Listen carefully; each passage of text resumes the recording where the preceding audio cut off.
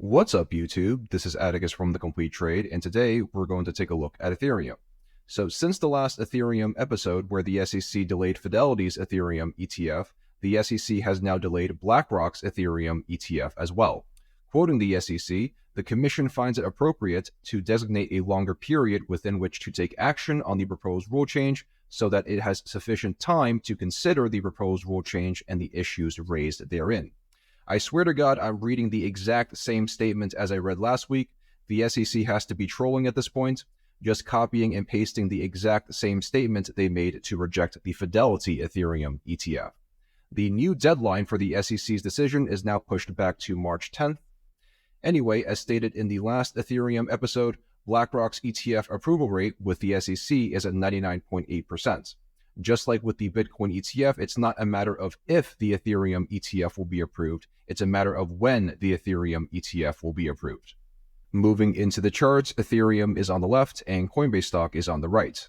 As stated in the last Ethereum episode, Ethereum was topping at the same cluster of 61.8% Fibonacci retracements and extensions as Coinbase stock was. The only difference is that Coinbase stock had a series of bearish reversal patterns with a bearish weekly gravestone doji and a bearish weekly evening star pattern.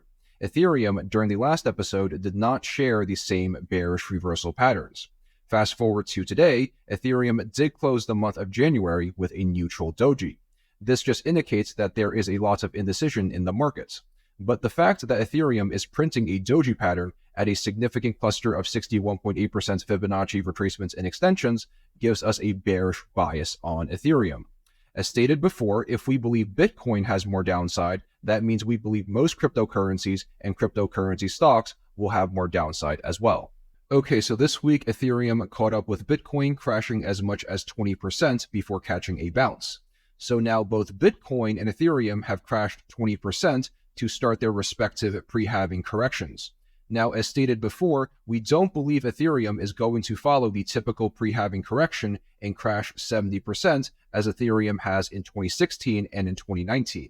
The medium-term price target at the blue 38.2% Fibonacci retracement at $1,766 still remains unchanged. Notice how the blue 38.2% Fibonacci retracement has confluence with the 50 monthly moving average in orange, as well as the June 2021 crash support. Moving into the short term, Ethereum has found support at the white 1.618 trend-based fib extension, so we do favor short-term upside on Ethereum. The maximum upside targets for Ethereum in the short term are inside the red Fibonacci retracement resistance area that spans between $2,425 to $2,588. From there, Ethereum should continue the pre-halving correction and crash into our medium-term price target set at $1,766.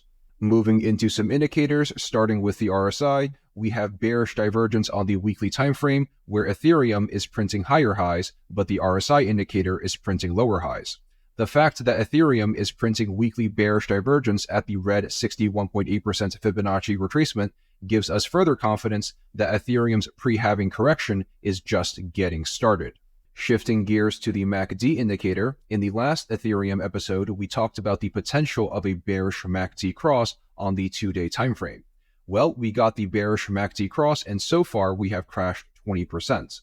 Not only do we have a bearish MACD cross, but notice both the signal line and the histogram have made lower highs as Ethereum topped out at the red 61.8% Fibonacci retracement. Taking a look at both momentum and money flow, momentum is on the top and money flow is on the bottom. Notice how back in October, when both momentum and money flow were both climbing higher, we got a huge surge in the price of Ethereum. Today, notice how both momentum and money flow are both trending down.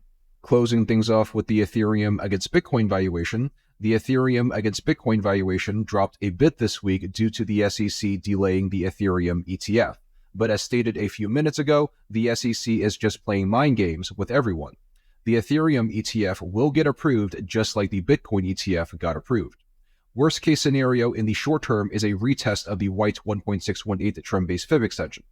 I still view most of the price action over the past few months as healthy consolidation under the 200 weekly moving average in red. I am still expecting the Ethereum against Bitcoin valuation to surge higher when the bull market kicks into effect. Taking a look at DeFi Llama, we can still see that Ethereum is still the king of altcoins according to several metrics. From the number of protocols to total value locked to stables, Ethereum still remains number one.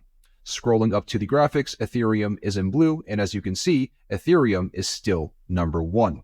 Just like in the last market cycle, there will be no cryptocurrencies that kill off Bitcoin and Ethereum in this market cycle.